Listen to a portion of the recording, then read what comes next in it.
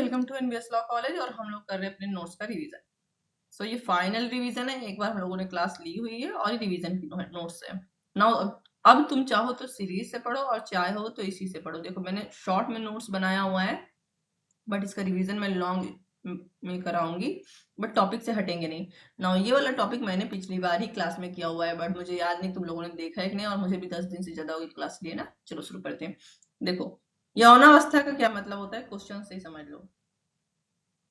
यौनावस्था मतलब एक एज जब इंसान क्या हो जाता है, माइनर से ऊपर आ जाता है, मेजर हो जाता है, ठीक है ना।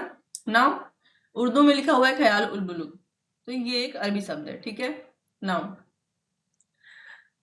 यौनावस्था का विकल्प या वयस्कता का विकल्प, ठीक है, क्या है ये। अब देखो, चूंकि हम लोग मुस्लिम लॉ पढ़ रहे हैं, इसमें जो हमने मैरिज पढ़ा तो हमने देखा कि ऊपर हमने पढ़ा कि एक मुस्लिम लड़का या लड़की के लिए शादी की उम्र मेजर 15 साल मानी जाती है, ठीक है।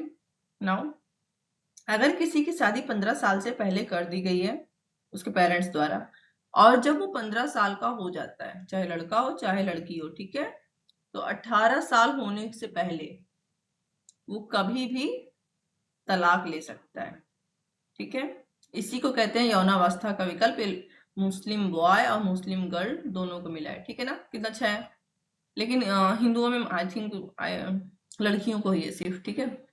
नाउ लेकिन जिस दिन आप 15 साल के हुए और 18 साल के अंदर, आप तभी इस रूल का यूज कर सकते हो, इस पावर का यूज कर सकते हो, जब आपने क्या ना किया हो, कोई रिलेशन में ना रहे हो as a husband and wife, ठीक है।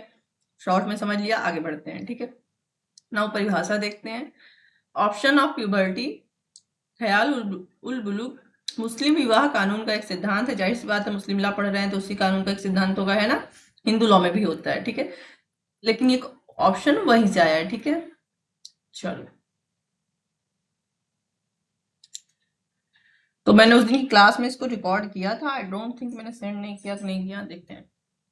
चलो, जिसके अंतर्गत कोई नाबालिग लड़का, देखो दोनों को मिला हुआ है, कोई नाबालिग लड़का या लड़की जिसे विवाह के समय उसकी अनुमति के बिना उसके अभिभावक या संरक्षक द्वारा विवाह में बांध दिया जाता है, ठीक है, मतलब विवाह करा दिया जाता है, क्योंकि गूगल ट्रांसलेट है तो समझ लो। वह बालिग 15 टू 18 इस्लामिक कानून के अनुसार, ठीक है, होने पर उस विवाह को स्वीकार या अस्वीकार करने का अधिकार रखता है। मैंने पहले बोला कोई 15 साल का कम का, चाहे बॉय है चाहे गर्ल, क्या पढ़ रहे हैं, मुस्लिम लॉ, ठीक है, तो इसका मतलब मुस्लिम है, उसके पेरेंट्स द्वारा उसकी शादी करा दी गई ना, जब वो 15 साल का हुआ तो उसको ये पावर है, चाहे लड़का है चाहे लड़की, कि वो चूज करे कि उनको एज ए हस्बैंड वाइफ रहना है या नहीं रहना है, ठीक है, दोनों को पावर है ये 15 साल से लेकर 18 साल के अंदर, बट इस बीच वो एज ए हस्बैंड वाइफ ना रहे हों, ठीक है। इसी विकल्प को, यही जो उनको पावर मिली है, इसी को कहते हैं ऑप्शन ऑफ प्यूबर्टी, ख्याल उल बुलूग या यौनावस्था का विकल्प, ठीक है, यौनावस्था का विकल्प। तो सब ये वाला याद रखना, हो सकता है तुमसे यही पूछ किया जाए। देखो इंग्लिश वाला प्यूबर्टी का मतलब होता है जब इंसान उस एज में रहता है जब वो यंग होने लगता है, तो मोस्टली 14-15 से लेकर 21 के बीच या 18 के बीच, है ना। तो ये याद रखोगे तो क्वेश्चन ध्यान आ जाएगा, ठीक। चलो, कानूनी आधार क्या है इस पावर के। हमें जब भी कोई पावर मिलती है तो कहीं ना कहीं वो लीगल राइट लिखा होता है ना। देखो हमने यहाँ पे, तुम पुरानी वाली क्लास जाके जरूर देख लेना, ठीक है, जरूर इसलिए देख लेना क्योंकि वो क्वेश्चन आना ही आना है। फर्स्ट वीडियो में जो 2 क्वेश्चन है, उसमें जो पहला क्वेश्चन है वो तुम्हारे एग्जाम में जरूर आएगा, ठीक है। देखो मुस्लिम लॉ के कई सारे स्कूल थे, उसमें एक हनीफी स्कूल था, ठीक है, हनीफा द्वारा बनाया गया स्कूल था। नाम बहुत आसानी से याद हो जाएगा, उसको पढ़ोगे समझ में आ जाएगा, ठीक है। किस स्कूल से था ये, सुन्नी स्कूल से। इस स्कूल के लोग यौनावस्था के विकल्प की पावर का यूज बहुत अच्छे से करते हैं, मतलब कि बहुत अच्छे से करते हैं मतलब मान्यता देते हैं, ठीक है, अपने समाज में इसको मान्यता देते हैं इस कानून को, ठीक है। और साथ ही साथ मुस्लिम पर्सनल लॉ में, यानी शरीयत एप्लीकेशन एक्ट 1937 के अधीन भी इस कानून को दिया गया है। अब याद रखना, अगर इस लॉ में दे दिया गया है तो अब सभी, मतलब सिया से लेकर सुन्नी सभी इसका यूज कर सकते हैं, लेकिन इसके लिए इनको इसमें जाना पड़ेगा, ठीक। देखो मैंने पहले कहा है, जब तुम परिभाषा याद करते हो, परिभाषा याद किए, उस एक माला बनाते हैं मोती की, ठीक है। कितनी मोती है? 1 2 3 4 5। तो माला बनने में क्या लगा है? 5 मोती लगी है, ठीक है, और एक धागा लगा है, ठीक ना। अगर हमको इस माला को परिभाषित करना होगा तो हम बताएंगे 5 मोतियों की एक माला है, ठीक है, 5 मोतियों की एक माला है। तो इसके आवश्यक तत्व तो क्या हो गए? 5 मोती पहला, और दूसरा एक धागा, है ना। No one will speak in, चलो, और एक धागा हो गया। तो कहाँ से टूट के आता है आवश्यक तत्व? जो हम परिभाषा, हम ये तो माला कहानी हम क्यों बता रहे थे, जो हम परिभाषा याद किए थे, सॉरी हाइलाइटर यूज करना था, इरेजर यूज करने लगे, ठीक है। जो हम धागा यूज, धागा और मोती पढ़े पूरा माला, उसे तोड़कर हमने बनाया, आवश्यक एलिमेंट बनाया, ठीक है। बहुत दिन बाद क्लास ले रहे, चल लेगा, ठीक। देखो अभी ऊपर हमने क्या किया, ऊपर हमने पढ़ा परिभाषा, पढ़ा ना। देखो इसी में से आवश्यक तत्व बनेंगे। तो सबसे पहला क्या है? ऑप्शन ऑफ प्यूबर्टी, एक इस्लामिक सिद्धांत है, ठीक है। चलो दूसरा क्या होगा जिसके अंतर्गत एक नाबालिग लड़का या लड़की, तो इसको मिला हुआ है लड़का या लड़की को। तीसरा क्या है? जिनकी शादी विवाह के समय बिना उनकी अनुमति के हुई हो। चौथा किसके द्वारा? अभिभावक के द्वारा हुई हो, ठीक है। बालिग होने पर उनको यह अधिकार रहता है कि वो उस शादी से अलग हो जाएं। ये हमने पूरी परिभाषा पढ़ी थी। अब देखो इसके एलिमेंट देखो। पहला क्या है? विवाह नाबालिग अवस्था में बिना उनकी अनुमति के हुआ हो, परिभाषा से टूट कर आया। दूसरा, विवाह अभिभावक गार्जियन द्वारा या वली द्वारा हुआ हो। तो जब हम गार्जियन पढ़ेंगे तो हम पढ़ेंगे वली क्या होता है, ठीक है। अभी इतना ध्यान रखो। तीसरा क्या हुआ हो? विवाह बिना उनकी अनुमति के हुआ हो। किनकी? जिनकी शादी हो रही है, ब्राइड की या ग्रूम की, ठीक है। नाउ अनुमति के बिना मतलब या तो जबरदस्ती होती है या तो धोखे से होती है ना। और अगर वो मेजर होते और तब उनकी ऐसी शादी की गई होती धोखे से वगैरह से, तो ऐसी शादी क्या होती? शून्य होती। बट चूंकि वो माइनर है तो उनको कोई राइट है ही नहीं। जब मेजर होंगे तो उनको ऑप्शन दिया जाएगा शून्य करने का। चौथा क्या था? बालिग होने पर उस व्यक्ति ने ना तो सहमति दी है और ना ही वैवाहिक संबंध स्वीकार किए हैं। चौथा क्या है? कि जब वो 15 साल का हो गया, चाहे लड़का है चाहे लड़की है, उनसे पूछा गया कि क्या तुम हस्बैंड वाइफ की तरह रहना चाहोगे, तो वो ना ही हस्बैंड वाइफ की तरह रहने को तैयार है, ठीक है। इसका मतलब वो शादी को एक्सेप्ट नहीं कर रहा है। And second, husband and wife की तरह कोई रिलेशनशिप भी नहीं बना रहा है, ठीक है। तभी वो इस पावर का यूज करेगा। सिंपल हो गया। अब इसके बाद तुमको एग्जाम में क्या लिखना है? इन्हीं चारों तत्वों को हेडिंग डाल डाल के एक्सप्लेन करना है, ठीक है, अपने शब्दों में क्या तुम उससे समझते हो, ठीक है। लेकिन कुछ भी नहीं लिखना है। उसके लिए तुम क्या कर सकते हो? एग्जाम्पल लिख सकते हो, एक एग्जाम्पल जो पढ़ने में सही लगे, या उससे भी अच्छा जो केस कोई एक जो तुमको उसके बारे में पता हो, ठीक है। केस का नाम नहीं बता रहा, फैक्ट ही बता दो। देखो चलो, इसका प्रयोग कब किया जाता है? इस पावर का प्रयोग कब किया जाता है? प्यूबर्टी के पावर का। यौनावस्था के विकल्प का यूज कब होता है? परिभाषा ही फिर टूट के आएगी।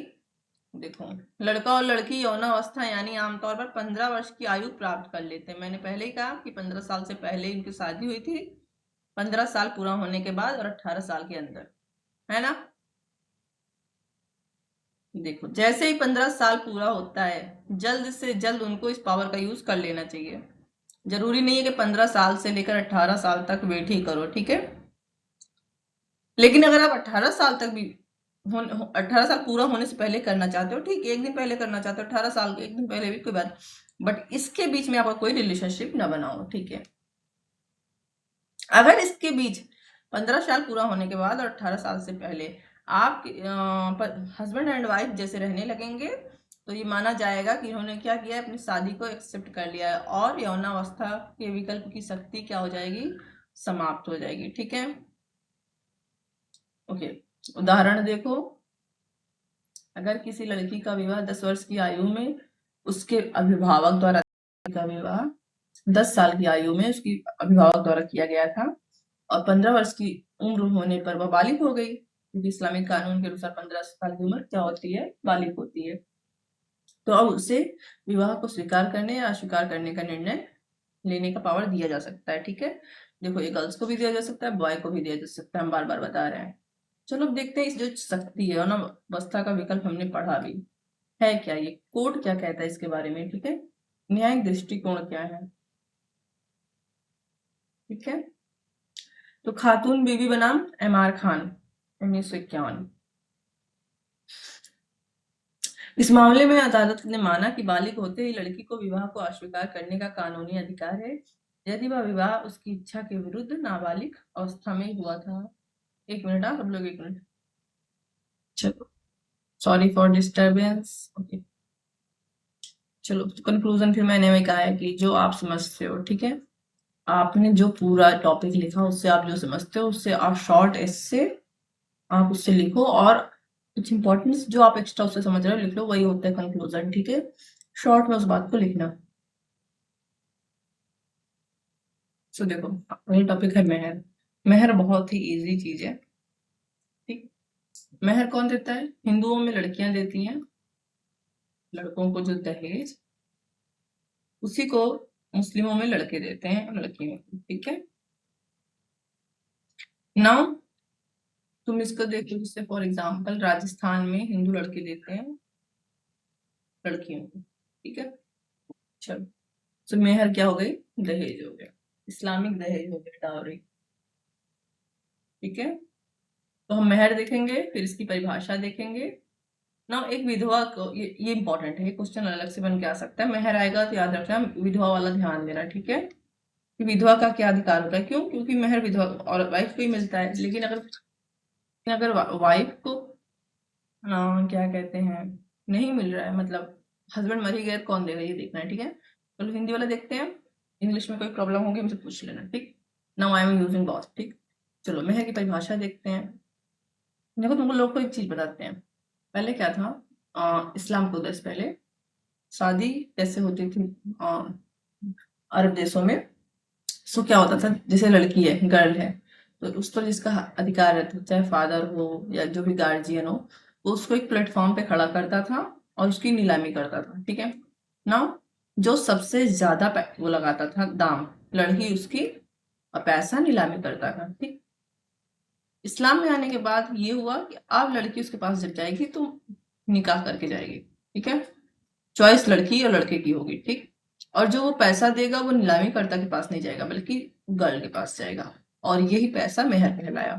ठीक, चलो, मेहर या दहेज मुस्लिम विवाह का एक आवश्यक तत्व है। तो जब तुम विवाह लिखोगे, वहां दो पक्षकार लिखोगे, कबूल वगैरह लिखोगे, तो उसमें एक इंपॉर्टेंट एलिमेंट मेहर भी रहेगा। ठीक है ना, ये क्वेश्चन अगर तुम्हारा तैयार रहेगा और वहां पे परिभाषा में से आवश्यक तत्व तो निकाल के मेहर लिख रहे हो, तो उस मेहर की जब हेडिंग डालोगे तो वहां पे ये लिख सकते हो, है ना, जो पति द्वारा पत्नी को दिया जाता है।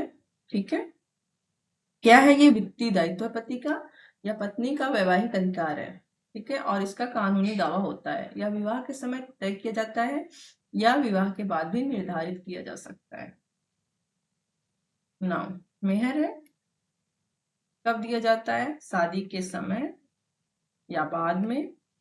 किसके द्वारा दिया जाता है, हस्बैंड के द्वारा। किसको दिया जाता है, वाइफ के द्वारा। हस्बैंड के द्वारा दिया जाना उसका दायित्व है, ड्यूटी उसको देना ही है, और वाइफ को मिलना अधिकार है। ठीक है, चलो, विवाह के बिना अगर कोई मेहर होता है, ठीक है, तो ऐसा मेहर शून्य होता है। ठीक है, मान्य नहीं होता है, बातिल होता है। बातिल एक अरबी शब्द है। मेहर का उद्देश्य क्या होता है, किस उद्देश्य से दिया जाता है, सीधी सी बात है, पत्नी की आर्थिक सुरक्षा सुनिश्चित रहे। मान लो हस्बैंड और वाइफ शादी करके आई, वाइफ ने कहा मुझे थोड़ा सा सामान चाहिए, जो मेरे लिए साबुन लेते आओ, मेरे को साबुन डेली नेसेसिटी में आता है। ठीक है, पार्लर की बात नहीं करी, मुझे 50,000 रुपए दो, मुझे पार्लर जाना है। ठीक है, हस्बैंड हस्बैंड क्या जाओ अपने बाप से ले लो, ऐसा नहीं करना, शादी करके आई तुमको देना पड़ेगा। ठीक है, क्योंकि बाप के यहाँ रहना होता तो क्या कहे आती है ना। चलो देखो, विवाह को अनुबंधित स्वरूप देना। अनुबंधित मतलब विवाह को संविदा का स्वरूप देना। देखो इस्लामिक लॉ में विवाह एक संविदा है, कॉन्ट्रैक्ट है। हमारे यहाँ क्या है, विवाह पहले संस्कार था, ठीक है, अब थोड़ी थोड़ी संविदा भी हो गई है। क्यों हो गई भी देखेंगे। संविदा जानती हो क्या होती है। और पत्नी की प्रतिष्ठा को मान्यता देना। देखो इसमें एक कारण नहीं लिखा हुआ, हम डायरेक्ट यहाँ लिख दे रहे हैं, ठीक है। तलाक को रोकने की कोशिश करना, तलाक को कम करना, ताकि जब मन करे पति और शादी न कर ले, है ना। जब 10 लोग को खर्चा देना पड़ेगा तो सोच के करेगा। प्लस अधिक शादी को रोकना, बहुपत्नी विवाह को रोकना, ठीक है। क्योंकि जब ज्यादा पैसा देना पड़ेगा तो एक बार सोचेगा ना। बट चूंकि मेहर की रकम बहुत ज्यादा नहीं होती, और आजकल मुस्लिमों में भी दहेज चल रहा है, लेकिन उल्टा वाला, लड़कियों वाला, है ना। चलो कहाँ पर है मेहर का जिक्र, तो देखो हदीस, कुरान, मुस्लिम पर्सनल लॉ, ये दोनों इस्लाम के प्राथमिक स्रोत हैं। तो इसमें दिया है तो कोई टाल ही नहीं सकता, है ना। और मुस्लिम पर्सनल लॉ जो है इसमें लिखित रूप से है, ठीक है, 1937 में। चलो अब देखते हैं मेहर के प्रकार, वेरी इंपॉर्टेंट। चलो विवाहित मेहर, ये विवक्षित होगा, ठीक है। स्पेसिफाइड देख लो, स्पेसिफाइड का सीधा सा मतलब है वह चीज जिसको क्या किया गया, क्लियरली बता दिया गया हो कि भैया इतना दोगे तो ठीक, नहीं दोगे तो नहीं करेंगे, ठीक है। सीधी बात। कपड़ा खरीद रहे हैं, दुकानदार से बोले भैया 400 लगा दो, दुकानदार बोला ठीक है, नहीं, दुकानदार बोला 450, 500 का सामान था दुकान, तो हमने बोला भैया 400 में दे रहे हो तो ठीक, नहीं तो कोई बात नहीं, चलो हम दूसरे जगह से ले लेंगे। दुकानदार बोला ठीक है, जाओ ले लो। सो जिस पर दोनों लोग राजी हो जाए, ये तुमको एग्जाम्पल नहीं लिखना कपड़ा वाला, ठीक है, हम तो समझाने के लिए बोल रहे हैं कि जिस पर दोनों लोग राजी हो जाए, ठीक है। वह मेहर जो विवाह के समय या विवाह के बाद निश्चित किया गया हो। सो कब होता है, ठीक विवाह के टाइम पे या विवाह के बाद, ठीक है, निश्चित किया गया हो ना। इसमें जो तुमको याद रखना है, ये दो प्रकार का होता है, मुअज्जल और मुवज्जल, ठीक है। बहुत ध्यान से रखना, ये मुअज्जल है, आ है इसमें, ठीक। फ्रॉम आ, फ्रॉम बट, आ आ आ आ, आ से अनार। कब दिया जाता है ये मेहर, विवाह के तुरंत बाद या पत्नी के मांगने पर तुरंत दे होता है। देखो हमने देखा स्पेसिफाइड मेहर, वह मेहर जो क्लियर करके हो गया, हाँ भैया इतना मेहर होगा ही, निश्चित कर दिया गया है ना। इसमें जो पहला आता है वो आता है मुअज्जल। देखो तुमको इसमें आ बहुत अच्छे से ध्यान रखना है, क्यों, क्योंकि दूसरा वाला आएगा मुवज्जल। क्या आएगा, मुवज्जल, ठीक। अज्जल में क्या होता है, आ लाओ दो। शादी के तुरंत बाद अगर हस्बैंड चाहे तुरंत बाद दे दे, तुरंत, जैसे निकाह पूरा हुआ तुरंत, ठीक है, तुरंत दे दे। या जब वाइफ मांगेगी, अगर रात को 2 बजे वाइफ उठी और बोली मेरा मेहर दो, दो दो, पति को देना पड़ेगा, ठीक है, ओके। और अगर पति नहीं देता है, ठीक है, तो पत्नी क्या करती है, अपने मैरिज के राइट से पति को दूर कर सकती है, ठीक है। देखो यहाँ रहेगा, ठीक है। यह मेहर एक निर्धारित समय पर या पति की मृत्यु या तलाक के समय देय होता है, ठीक है। इसका सीधे से मतलब है, जो पहला वाला था प्रॉम्प्ट था, ठीक है, उसमें क्या था, जब पत्नी मांगेगी या शादी के तुरंत बाद, इसका मतलब जब पति जीवित रहेगा तभी देना है, ठीक है। बट इस वाले में क्या होता है कि जब शादी समाप्त हो जाएगी, किस प्रकार से, चाहे तलाक के द्वारा या पति की मृत्यु के द्वारा, तब पत्नी को मिलेगा। तो हमने पहले देखा पति देगा, है ना, हस्बैंड देगा वाइफ को, लेकिन जब पति मर जाएगा तो कैसे पाएगी, उसके प्रॉपर्टीज पाएगी, ठीक है। चलो दूसरा हो गया गैर निर्धारित मेहर, अनस्पेसिफाइड आर प्रॉपर डावर, ठीक है, मेहरे मिस्र। इसको याद रखना, अगर तो क्यों हम बोल रहे हैं याद करने को, ठीक है, मिस्र याद करने को शब्द क्यों बोल रहे हैं।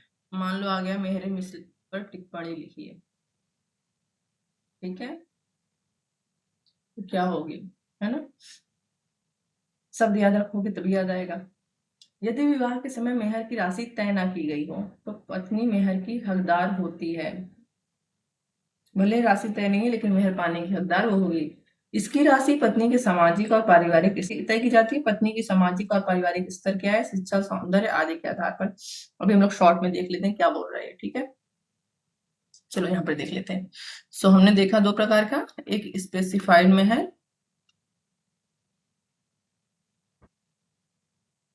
एक नॉन स्पेसिफाइड, ठीक है, नॉट स्पेसिफाइड, जिसको हमने कहा मेहरे मिश्र, ठीक, मेहरे मिश्र, है ना। मेरी राइटिंग थोड़ी बहुत ज्यादा गंदी है, ठीक है, थोड़ी सी नहीं। एक था मेहरे मुअज्जल और एक था मेहरे मुबज्जल, ठीक है। नाउ स्पेसिफाइड का मतलब होता है जो शादी के टाइम पर जिस राशि को क्या कर दिया गया हो, निश्चित कर दिया गया हो, ठीक है, कि हाँ भैया इतना दहेज लेना ही देना है, ठीक है। मुअज्जल में क्या होता है, ये शादी पूरा होते ही आपको ये पति को ये देना ही पड़ेगा, या शादी पूरा होने के बाद जब कभी पत्नी मांग लेगी तभी आपको देना पड़ेगा, ठीक है। कुल मिलाकर जब पति जिंदा है, ठीक है। अगर आवा में थोड़ा कंफ्यूजन होगा तो प्रॉम्प्ट देख लेना, ठीक है, हमको भी होता है, ऐसा नहीं हो तो हिंदी में, ठीक है। और ये प्रॉपर हो गया। देखो दोनों चूंकि स्पेसिफाइड के भाग है, दोनों कंफर्म है कितना देना है, लेकिन इस वाले में जब शादी समाप्त हो जाती है, कैसे समाप्त होती है, पति मर गया या तलाक हो गया, है ना, तब पत्नी प्राप्त करेगी। तलाक हुआ है तो पति दे ही देगा, लेकिन अगर पति मर गया है तो कैसे प्राप्त करेगी, उसके संपत्ति से। ये आगे हम देखेंगे, ये देखो इसी भी लिखेंगे, ठीक। और मेहर मिसल क्या होता है, नॉन स्पेसिफाइड, तो दो प्रकार का होता है, एक जिसमें मेहर कंफर्म रहता है, बट एक रहता है जिसमें मेहर कंफर्म नहीं रहती। हाँ भाई मेहर देना है क्योंकि धार्मिक काम है, देना ही है, कितना देना है बाद में देख लेंगे, हस्बैंड वाइफ के बीच का मामला है। तो अब इसका निर्धारण कैसे होगा, कैसे निर्धारित होगा, सबसे पहले देखेंगे पत्नी की सामाजिक स्थिति क्या है, किस परिवार से, किस खानदान से वो आती है, ठीक है, कितनी वो सुंदर है, कितनी पढ़ी लिखी है ना।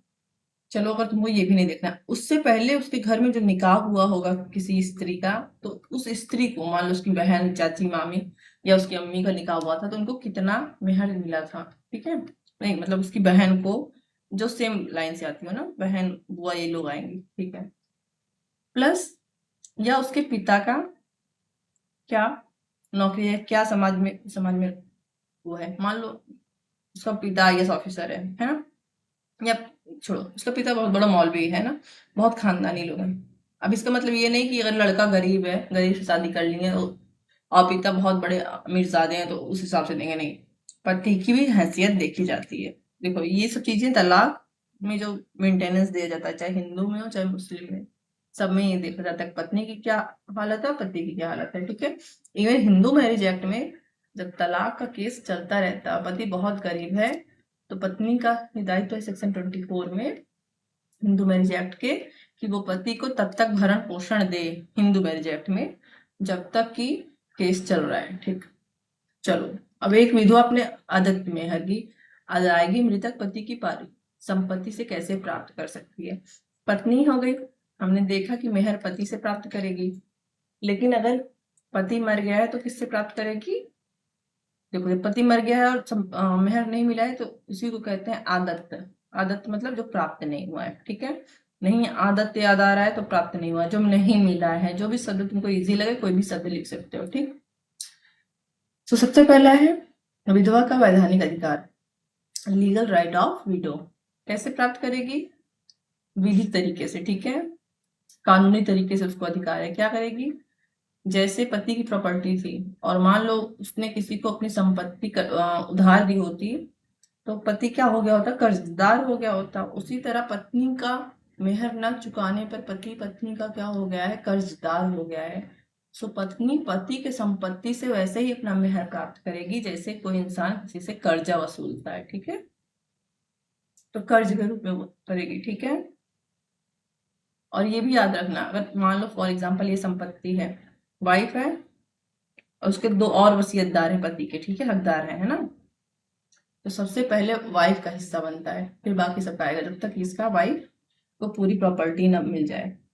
और ये भी याद रखना कि पत्नी सिर्फ अपना मेहर प्राप्त कर सकती है, ठीक है, उस प्रॉपर्टी से, उस प्रॉपर्टी को बेच नहीं सकती है, ये सब एक्स्ट्रा बातें हैं, सुनोगे एक दो बार तो कहानी की तरह याद रहेगी, भी मिलोगे कहानी भी लिखते हैं, ठीक है। चलो, संपत्ति में वसूली के द्वारा भी प्राप्त कर सकती है, कैसे? सिविल केस दायर करके।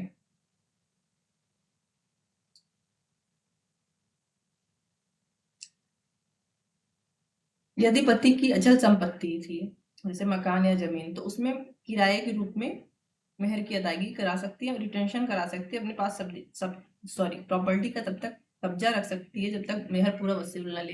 हमेशा याद रखना, संपत्ति को बेचेगी नहीं कभी, ठीक है।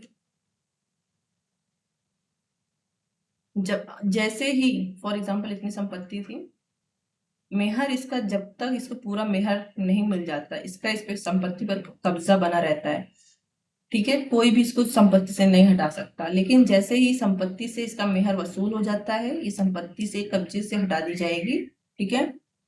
चलो, न्यायालय की सहायता ले सकती है, ऊपर हमने देखा ही 3 बार आ गया है।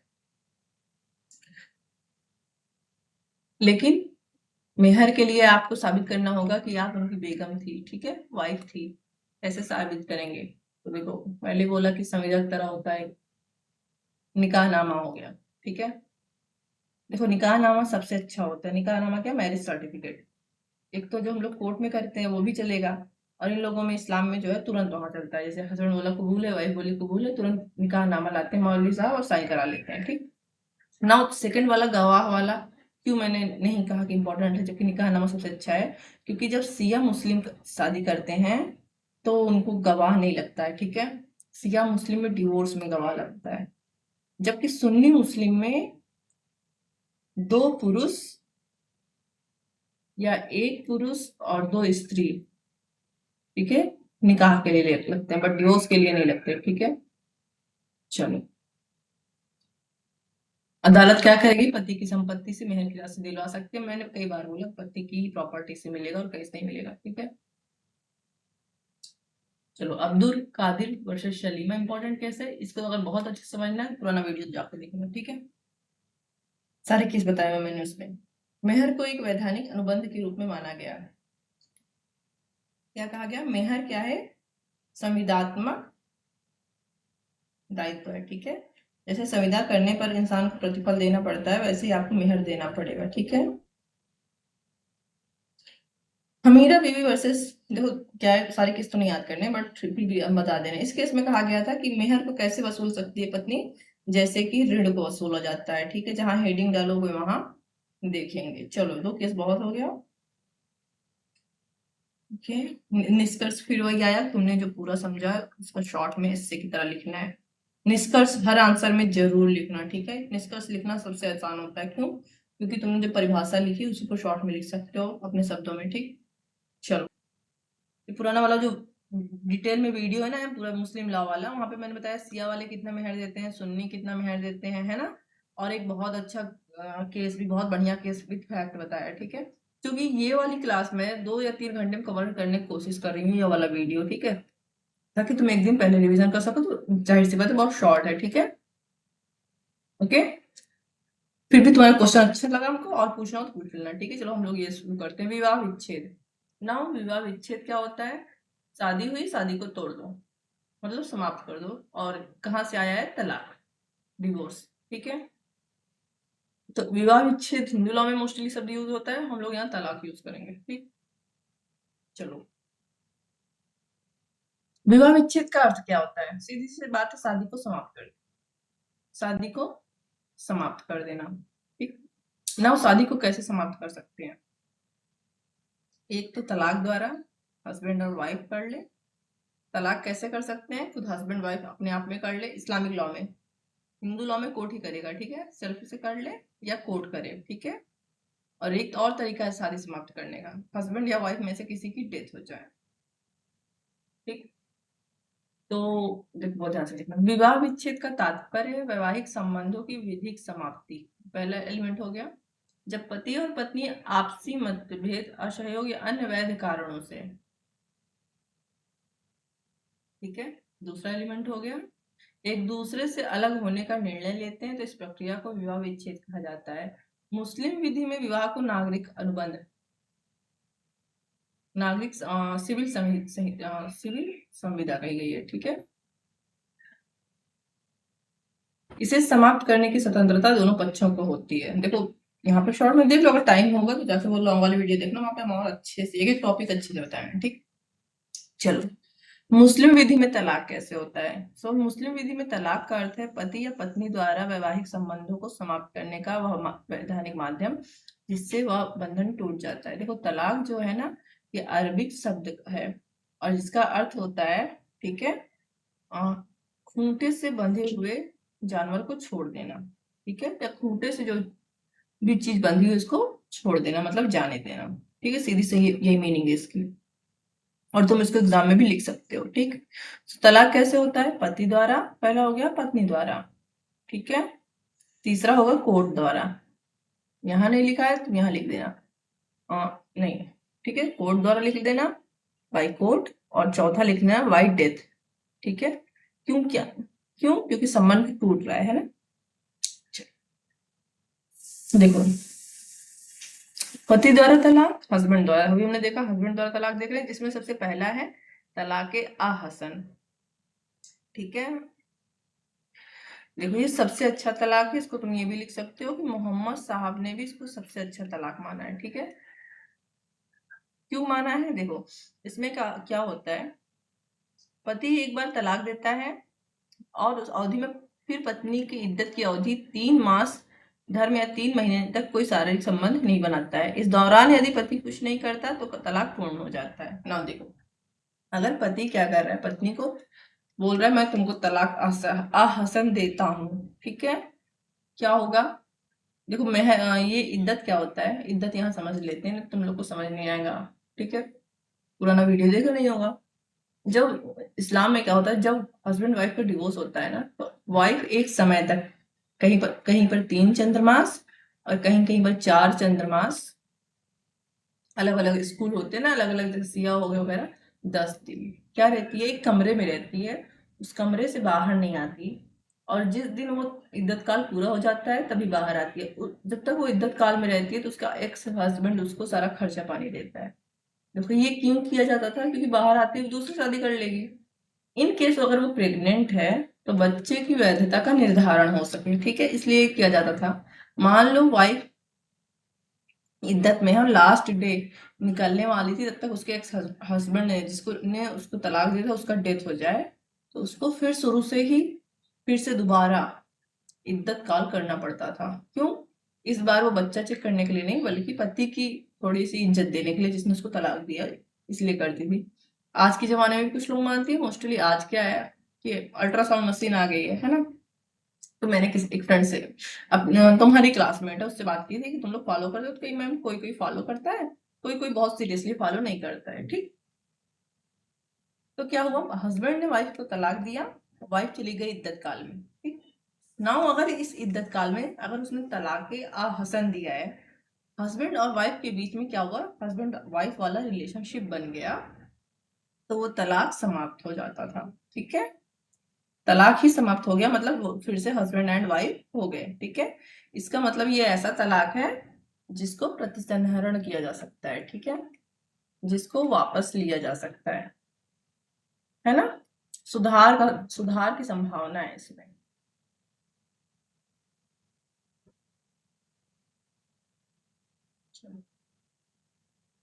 अब देखो तलाक ए हसन, देखो ये भी ठीक ठाक है, ठीक है।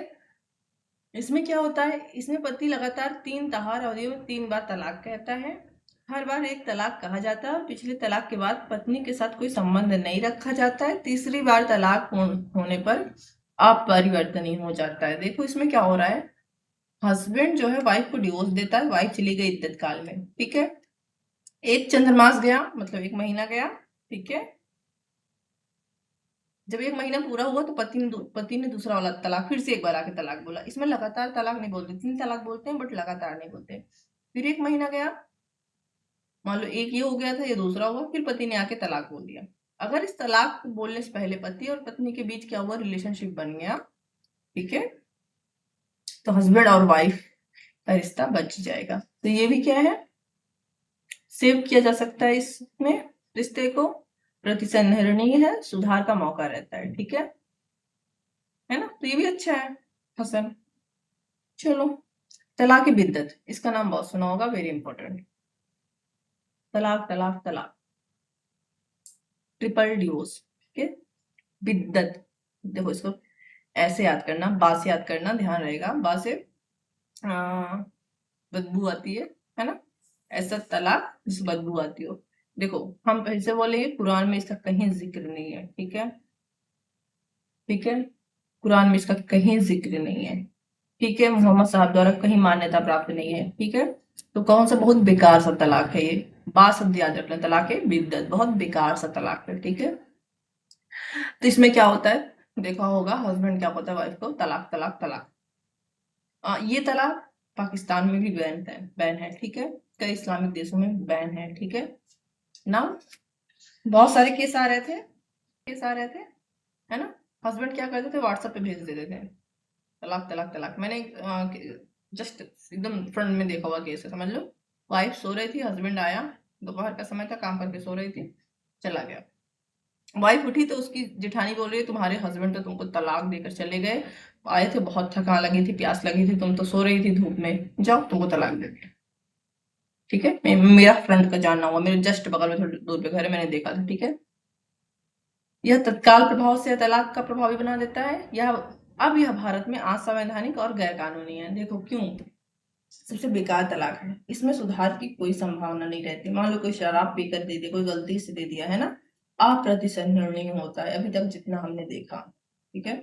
Very most most important case जिसमें इसको क्या कर दिया गया था, असंवैधानिक कर दिया गया था, Saira Bano versus union of India 2017।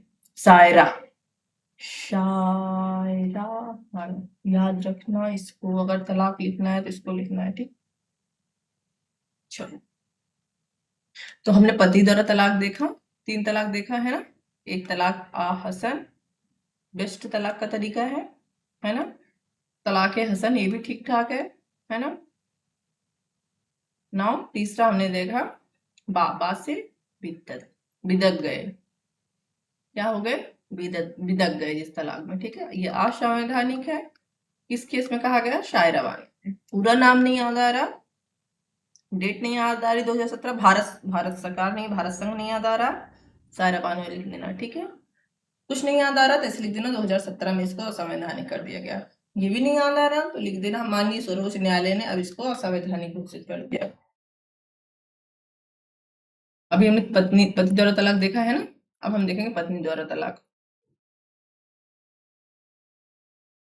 क्या देखेंगे, पत्नी द्वारा तलाक, ठीक है। ये इसका भी वीडियो तुम लोग को रहेगा, एग्जाम से एक दिन पहले चाहे तो रिवीजन कर लेना, उससे पहले एक बार नोट्स पढ़ लेना, मोबाइल में जो नोट्स है, ठीक है। इससे ज्यादा तुम लोग को नहीं लिखना है, बट हाँ जो नोट्स मैंने यहाँ भेजी है, इसमें जो डेफिनेशन है और एलिमेंट और इम्पॉर्टेंट केस, एक आंसर में तुमको इतना लिखना रहता है, तो डेफिनेशन याद कर लो, डेफिनेशन से तोड़ के एलिमेंट कर लो, फिर हर एलिमेंट एक्सप्लेन कर दो अपने शब्दों में, फिर जो केस होता है, केस में क्या होता है, फैक्ट पहले लिखो, क्या हुआ था, ठीक है। अच्छा खासा एक पेज का, आधा पेज का वो हो जाता है, ठीक है।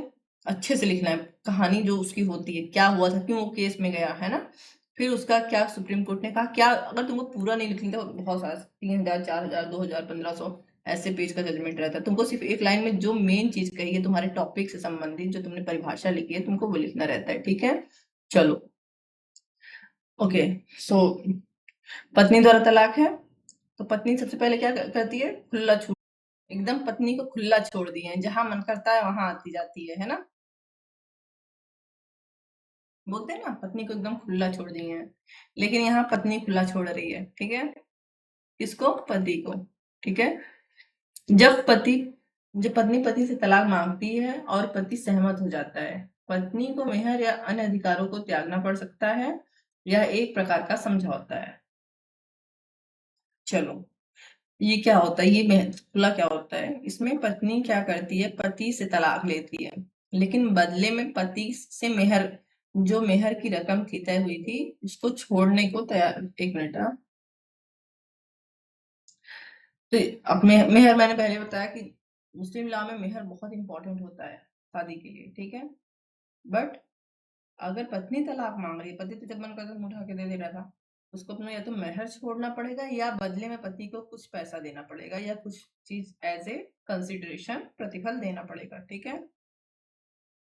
दूसरा क्या है, मुबारक है। देखो, मुबारक हो तुमको ये शादी तुम्हारी, सुनाएगा ना। तो जब पति और पत्नी क्या हो जाते हैं, एक दूसरे से तंग आ जाते हैं। ठीक है। और चलते हैं, चलो भैया तुमको तुम्हारी लाइफ मुबारक, तुमको तुम्हारी लाइफ मुबारक। ठीक है। और आपसी सहमति से क्या कर लेते हैं, डिवोर्स कर लेते हैं। हाँ, भले पत्नी के नाम पे ये अधिकार यहाँ पे लिखा हुआ है, पत्नी को मिला है, बट दोनों की सहमति आवश्यक होती है। ठीक है। चलो, तफवीज तलाक। देखो, अभी तक जितने हमने तलाक पढ़े, तलाक बिद्दात, तलाक या हसन, तलाक ये तलाक वो, अब क्या हो रहा है, तफवीज। भी तफवीज लिखा हुआ है लेकिन हम तुमको बता दे रहे हैं, नहीं याद आएगा तो तफवीज ही लिखना ही पड़ेगा। तमीज से तलाक याद करने के लिए बोल रहे हैं, तमीज में लिखना मत, तफवीज, तावीज, ऐसे कुछ करके याद कर लेना। क्या होता है, पति के पास 3 तलाक देने का, तलाक हसन वगैरह सबका अधिकार है ना। जब पति अपना तलाक देने का अधिकार ही पत्नी को दे दे, लोग अपनी वाइफ को गिफ्ट देते हैं, प्रॉपर्टी देते हैं, यहाँ पति क्या कर रहा है, तलाक देने का अधिकार पत्नी को दे दे रहा है। अगर वो ऐसा कर देता है, मान लो पति क्या कर दे रहा है, अपनी पत्नी को अपना तलाक देने का अधिकार दे दे रहा है। ठीक है। और नाउ उसके बाद पति चाहे 3 तलाक भी पत्नी को दे दे, और अगर पत्नी एक्सेप्ट नहीं करेगी ना, तलाक मान्य नहीं होगा, क्योंकि उसने क्या किया है, गिफ्ट कर दिया अपनी पत्नी को वो अधिकार ही। ठीक। चलो, थर्ड क्या है, न्यायालय द्वारा तलाक। ओके। देखो, न्यायालय द्वारा जो तलाक होता है, देखो पति को ऑलरेडी इतना सारा अधिकार मिला हुआ है। ठीक है। तलाके हसन, तलाके हसन, तलाके बिदत गए थे, जो बिद्दत वाला है ना। पत्नी को जो हमने देखा उसमें सिर्फ खुला ऐसा था जो पत्नी को देना था, लेकिन उसमें भी बदले में वो पति को क्या देती, पैसा वगैरह कुछ देती है ना, या अपना मेहर छोड़ दी। तो यहाँ पे भी फ्री नहीं है, अपने मन से तलाक नहीं दे सकती। मुबारक था, तो दोनों लोग एक दूसरे को मुबारक दे दे रहे हैं, मतलब क्या कर दे रहे हैं, तंग आ गए एक दूसरे से, मतलब किसी कारण से साथ नहीं रह सकते और सहमति से तलाक दे रहे हैं। और तीसरा भी जो पत्नी को मिला था तलाक का अधिकार, तफवीज वाला, जो उसके पति ने उसको वो अधिकार दिया था, बड़ी तमीज के साथ दिया था, जाओ मैं तलाक का अधिकार ही तुमको देता हूँ, है ना। तो इन तीनों में कहीं भी पत्नी को लीगली एकदम खुले तरीके से तलाक देने का अधिकार नहीं मिल रहा। तो जब 1939 में शरीयत लॉ बना, ठीक है, सॉरी शरीयत लॉ नहीं, मुस्लिम महिलाओं के तलाक पर अधिकार का संरक्षण, ठीक है, नहीं क्या था, dissolution of Muslim marriage act, Muslim विवाह विच्छेद अधिनियम, ठीक है, ये होगी इसकी हिंदी। तब सिर्फ पत्नी को अधिकार दिया गया तलाक का। ठीक है। पति को तलाक का कोई अधिकार नहीं दिया गया, क्योंकि पति के पास ऑलरेडी ढेर सारे अधिकार थे। तो किस आधार पर पत्नी पति को तलाक दे सकती है, जब उसका पति 4 साल से लापता है और किसी को उसके बारे में कुछ नहीं पता है। ठीक है। पति 4 साल से गायब है, तब पत्नी क्या कर सकती है, जाओ तलाक तलाक तलाक। ठीक। नहीं, ऐसे नहीं कह सकती, कोर्ट में जाके तलाक का कागज बनवाना पड़ेगा। ठीक। जबकि हिंदू लॉ में 7 साल चाहिए। क्यों? क्योंकि Hindu law Indian evidence act follow करता है, बाद में देखेंगे हम। ठीक। जब पति क्या हो गया है, मेंटली रोगी हो गया है। ठीक है। जब पति ने 2 साल से पत्नी को भरण पोषण ही नहीं दिया है, ठीक है, वो खुद से ही पल रही है। जब पत्नी से पति क्या करता है, क्रूरता करता है या अत्याचार करता है, चाहे वो मेंटली हो, मेंटली क्या होता है, पत्नी को मानसिक रूप से परेशान करना, या फिजिकली। ठीक है। पांचवा, यहाँ पर देखो, पति द्वारा विवाह की सहमति कम उम्र में दी गई थी। तो यहाँ भी हमने देखा, ये क्या बोल रहा है, अगर याद आ रहा हो तो क्या बोल रहा है, जब पत्नी क्या कर रही है, उल बुलूक का प्रयोग कर रही है। ठीक है। जब शादी कब हुई थी, कम उम्र में हुई थी। ठीक है। नौ ये है एफ यू फुलुंबी वर्सेस के खादरवली। ठीक है। फुजलुंबी जो भी है, खादरवली याद रखना। ठीक है। इस वाले केस में क्या हुआ था, सुप्रीम कोर्ट ने खुला को मान्यता दी थी। निष्कर्ष फिर से वही तुमको हम बताए हैं, क्या करना है, निष्कर्ष तुमको लिखना ही है, चाहे तुम आधे पेज का लिखो, ठीक है। हम लोग एक दिन क्लास लेंगे, बताएंगे कैसे निष्कर्ष लिखना है लास्ट में। और जो तुमने पूरा आंसर लिखा है उसको शॉर्ट में एज ए इम्पोर्टेंट तुमने क्या उससे समझा, उसका क्या इम्पोर्टेंस है इस्लामिक लॉ में, सोसाइटी में, है ना, उस क्वेश्चन का वो तुमको लिखना है। चलो उसके बाद देखो ये लास्ट क्वेश्चन है आज का, और फिर से बता दे रहे हो, वेरी इंपॉर्टेंट क्वेश्चन। देखो मैंने बहुत ज्यादा बनाया नहीं, 8 या 9 क्वेश्चन का बनाया ही है पूरा नोट्स, है ना। 10 क्वेश्चन तुम्हारे एग्जाम में आना ही है, और जिसमें से 5 तुमको लिखना है, जिसमें से मुस्लिम कौन है, निकाह, मेहर, ठीक है, तलाक, इन चारों में से 3 क्वेश्चन आएगा, ठीक। भरण पोषण भी इंपॉर्टेंट है, ठीक है, हो सकता है कि ये 5 आ जाए, ठीक। चलो शुरू करते हैं। तो मुस्लिम विवाह अधिनियम 1986 के अंतर्गत तलाकशुदा मुस्लिम महिला को क्या अधिकार दिए गए हैं, क्या उसके बाद भी अपने पूर्व पति से दंड प्रक्रिया 125 के अंतर्गत भरण पोषण प्राप्त कर सकते। देखो सबसे पहले देख लेते हैं, हमने पहले देखा जब मुस्लिम महिला का डिवोर्स होता है तो वो कहाँ रहती है, इद्दत काल में रहती है, कमरे में रहेगी, उससे बाहर नहीं जाएगी, है ना, उस समय तक। तब तक उसका पति उसको क्या देगा, खर्चा पानी देगा, ठीक है, उसका मेंटेनेंस देगा। एक मिनट, एक बच्चा ऐड हो रहा है, इसको ऐड कर ले, आशीष, ओके, हो गया। लेकिन जैसे ही उसका इद्दत काल खत्म होता है, ठीक है, पति का कोई दायित्व तो नहीं है कि पत्नी को कोई खर्चा दे, ठीक है। बहुत पहले से नियम है, हमने देखा, हमने कई बार देखा, मेहर मेहर मेहर मेहर, हाँ मेहर मिलेगा, और जब तक वो इद्दत में है।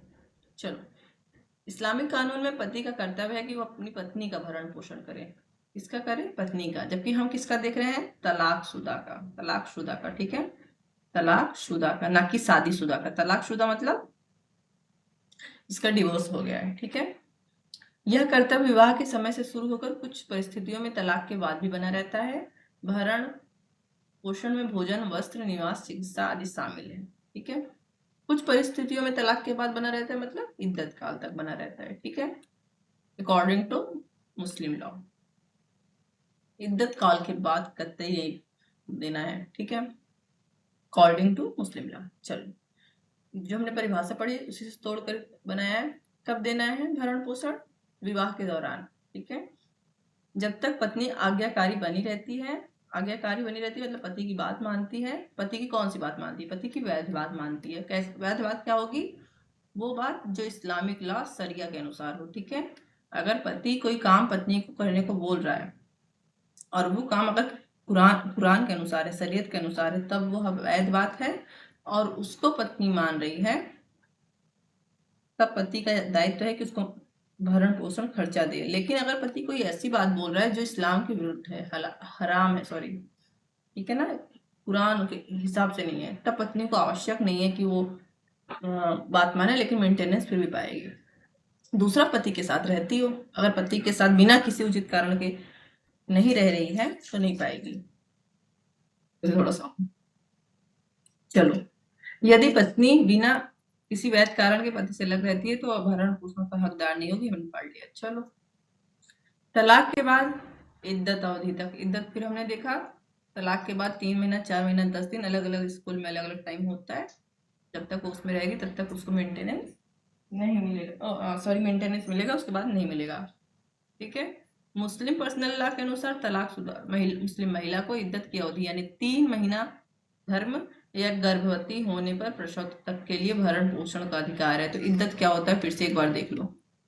हस्बैंड ने वाइफ को डिवोर्स दिया, उसके बाद वाइफ क्या करेगी, कुछ दिन तक एक कमरे में घर में रहेगी, उससे बाहर नहीं जाएगी, ना किसी गैर मर्द से या किसी भी आदमी से मिलेगी, ना बात करेगी, ठीक है। ये क्यों होता है, ताकि ये कंफर्म किया जा सके कि वाइफ प्रेग्नेंट हो और बच्चे की वैधता का निर्धारण हो सके, पिता कौन है ना। आज के जमाने में तो अल्ट्रासाउंड वगैरह, डीएनए वगैरह सब आ गया है, नो प्रॉब्लम। फिर भी कुछ लोग फॉलो करते हैं, कुछ लोग नहीं फॉलो करते हैं। अब अगर पत्नी इद्दत काल तक पाती, अगर पत्नी प्रेग्नेंट थी तो तब तक उसको मिलेगा जब तक क्या नहीं हो जाता है, बच्चा नहीं हो जाता है। ठीक है, ये नॉर्मल ला है। तब कुछ ठीक चल रहा था, बहुत अच्छा चल रहा था, एकदम फर्स्ट क्लास चल रहा था। ठीक है, फिर आया 1985 में शाह बानो बेगम का केस। देखो, शाह नाम है इनका, शाह नाम मीसा है शाह बानो का, अच्छे बड़े घर से थी। ठीक है, शादी की मोहम्मद अहमद खान से, अहमद से शादी की। ठीक है, शाह बानो बेगम ने अहमद से शादी की, मोहम्मद अहमद खान से शादी की। 1985 का केस है, लेकिन इनकी शादी हुई थी 1930 से पहले ही, 1920 के आसपास हुई होगी, जब भी हुई होगी। क्यों मैं ऐसा बोल रही हूँ, क्योंकि जब ये डिवोर्स हुआ तो ये 65 या 60 के ऊपर थे, आई थिंक 72 कुछ थे। फिर भी हम लोग एक एवरेज एज ले लेते हैं। ठीक है, 60 प्लस थी। ठीक है, और ये 70 प्लस थे, एवरेज एज ले लो। कुल मिला के बूढ़े हो गए थे, वृद्ध हो गए थे, वृद्ध कपल थे। 40-50 साल शादी का हो गया था, नाती पनाती सब थे इन लोग के। ठीक है, फिर 1983-84 में क्या हुआ, ये जो मोहम्मद अहमद खान है, ये जा रहे थे, जाते जाते इनको एक लड़की दिखी, बढ़िया यंग लड़की थी, जो भी हो, इनका उस पर दिल आ गया। ठीक, चलो इनके यहाँ 4 निकाह भी मान है इस्लामिक लॉ में, निकाह करके चले आए। और ये भी अमीर थे भाई, शाह बानो अच्छे घर से आएंगे तो बड़े घर में ही जाएंगी ना, अरेंज मैरिज थी एक तो। और इनको भी लगाओ खूब पैसा है बड़ों के पास, जब तक है तो ठीक, नहीं तो अच्छा खासा मेहर पाऊंगी। चलो निकाह हो गया, है ना। जैसे घर आई थी, इनका मुंह फूल गया शाह बानो का, बेगम साहिबा का, है ना। ये और ये बोल रही है, देखो जो भी अब हम तुमको बता रहे हैं ना, ये कहानी हम एक्स्ट्रा बता रहे हैं ताकि तुम लोग को केस याद रहे। हाँ, कि शाहबानो बेगम में जो मोहम्मद अहमद खान थे, इन्होंने दूसरा निकाह किया। और ऐसा करके लिखना है, ये कहानी नहीं लिखनी है जो मैं बता रही हूँ, सिर्फ याद करने के लिए। ठीक, तो ये जो नई वाली आई, ये बोली हम बुढ़िया के साथ नहीं रहेंगे। ठीक है, इन्होंने कहा क्यों क्यों गुस्सा होती है, चलो इनको तलाक देता हूँ। तुरंत तलाक दे दिए, 3 तलाक। ठीक है, तुरंत तलाक, 3 तलाक दे दिए, ऑन द पॉइंट। ठीक, चलो ये देखो, 62 वर्षीय शाहबानो थी। ठीक है, को 3 तलाक दे दिया। अब चलो 62 साल की उम्र की थी, लेकिन फिर भी इद्दत काल में गई। इद्दत काल में गई तो इनके हस्बैंड इद्दत काल तक इनको मेंटेनेंस दिए। अब उसके बाद जब निकली, चूंकि तलाक हो चुका था, उस घर में रह नहीं सकती, तो अपने नैहर चली गई, भाई भाई भाभी के साथ रहने लगी, बड़े घर से थी। मेंटेनेंस मांगी इनसे, तो इस्लामिक लॉ में मान्य ही नहीं है मेंटेनेंस, तो ये चली गई सीआरपीसी की धारा, क्रिमिनल प्रोसीजर कोड की धारा 125 में। ठीक है, देखो इसमें क्या होता है, पत्नी को मेंटेनेंस होता है। ये क्या है, ये जो धारा धर्म की बात नहीं करती है कि सॉरी किस धर्म के लोग को मिलना है, किस धर्म के लोग को नहीं। ये धारा सिर्फ बात करती है कि पत्नी को भरण पोषण दिया जाएगा। ठीक है, जब पत्नी असमर्थ हो खुद का भरण पोषण करने में। ठीक है, तब ना कोर्ट ने क्या किया, पति को बोला कि आप दो भरण पोषण। ठीक है, मान लो बहुत ज्यादा नहीं थे, 1400, मतलब उस जमाने के हिसाब से भाई बड़े लोग तो था, काफी पैसा था, इनसे पति साहब से रहा नहीं गया, ऐसे कैसे दे देंगे, चले गए सुप्रीम कोर्ट।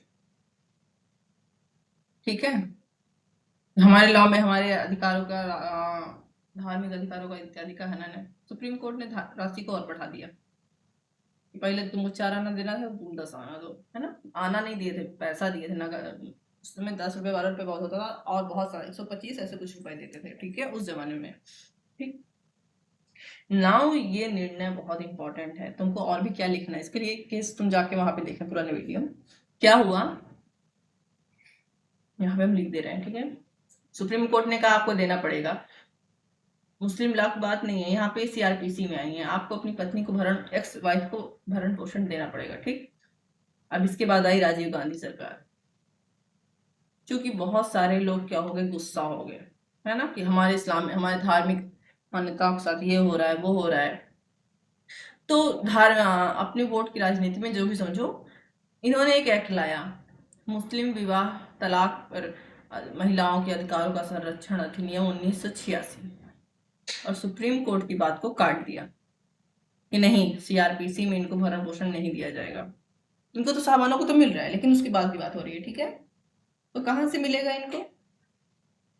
अगर वाइफ खुद कमाने लायक है खुद से पाएगी, नहीं तो जाएगी कहाँ?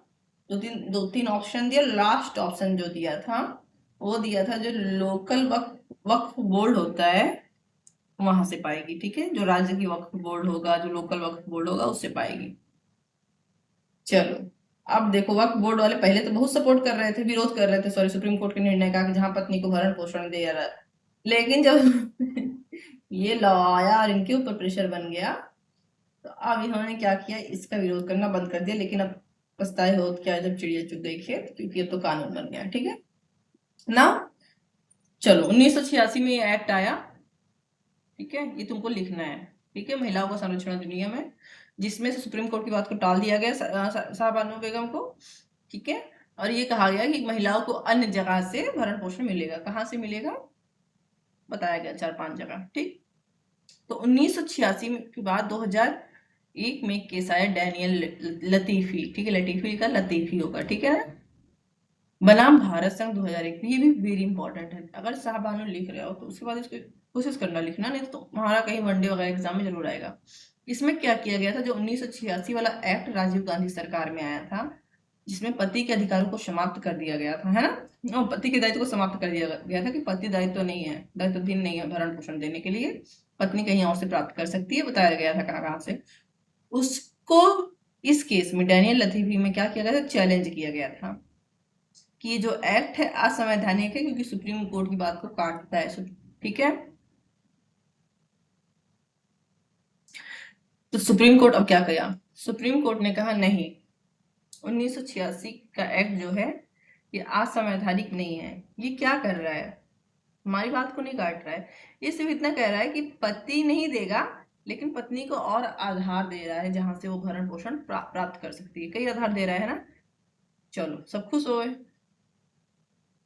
लेकिन फिर सुप्रीम कोर्ट ने कहा कि अगर एक्स वाइफ सीआरपीसी की धारा 125 में आएगी भरण पोषण लेने, तो पति को देना पड़ेगा। सुप्रीम कोर्ट ने इसको भी 1996 को भी लागू करवा दिया, और वापस अपना साहबानो वाला केस भी लागू करवा लिया, है ना। इसके बाद फिर कोई प्रॉब्लम नहीं हुई।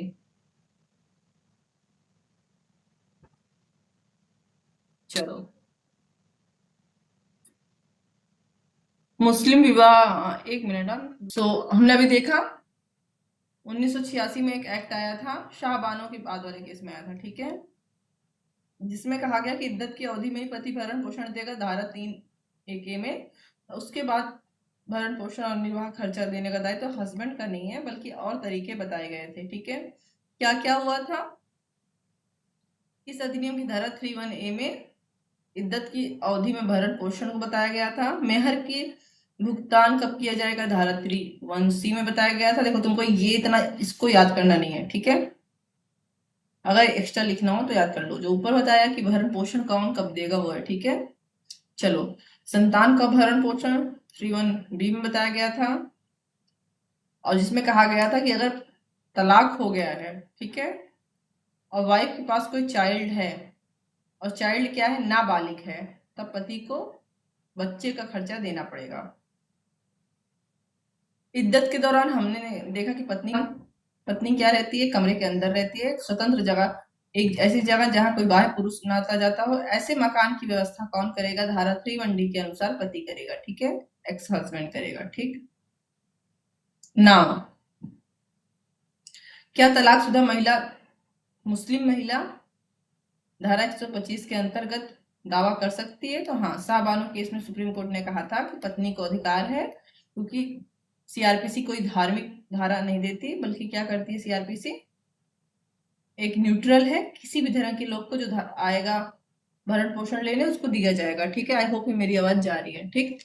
नाउ 1986 के एक्ट द्वारा कहा गया कि नहीं, पति देगा, पति नहीं देगा, ठीक है। लेकिन ये नहीं कहा गया कि 125 में नहीं देगा, ठीक है। सो इसके बाद आया डेनियल लतीफी, उसमें इस बात को कोर्ट ने दोहराया कि पति जो है पत्नी को भरण पोषण देगा, अगर पत्नी किसमें आती है, सेक्शन 125 सीआरपीसी में आती है, ठीक। सेम चीज को देखो फिर से लिखा गया है नीचे। निष्कर्ष में फिर तुमको लिखना है शॉर्ट एस्से पूरे टॉपिक का, क्या इंपॉर्टेंस होती है और क्या कमियां हैं। ठीक है, इस क्लास में भी एक आवर 1 आवर